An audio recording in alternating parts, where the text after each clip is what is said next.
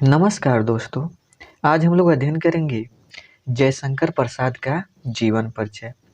तो जयशंकर प्रसाद जो हैं हिंदी के महान कवि, नाटककार, कहानीकार एवं निबंधकार श्री जयशंकर प्रसाद जी का जन्म सन 1889 ईस्वी में काशी के प्रसिद्ध सुघनी साहू परिवार में हुआ था। इनके पिता का नाम देवी प्रसाद और एवं साहित्य के प्रेमी थे।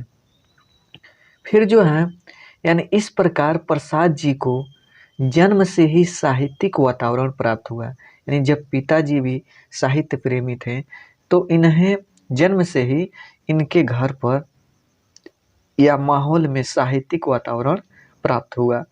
फिर जो है यानी प्रसाद जी ने 9 वर्ष की आयु में ही एक कविता की रचना की, जिसे पढ़कर इनके पिताजी जो थे यानी इनकी कविता पढ़ें तो उन्होंने कहा कि एक दिन महान कवि बनेगा।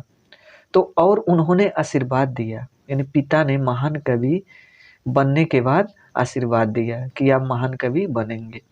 कुछ समय बाद इनके माता पिता की मृत्यु हो गई। इनकी शिक्षा दीक्षा का प्रबंध बड़े भाई ने किया। इन्होंने परिवार का उत्तरदायित्व संभाला ही ताकि इनकी एक के बाद दूसरी पत्नी की मृत्यु हो जाने के कारण इनका परिवार ऋण और चिंताओं के बोझ से दब गया।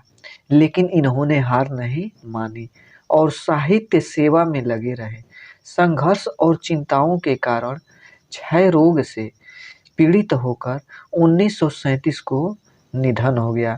इनकी जो रचनाएं हैं तो जो इनकी प्रसाद जी की प्रमुख रचनाएं जो हैं वह चंद्रगुप्त, स्कंदगुप्त, कंकाल तथा तितली इनकी रचनाएं हैं।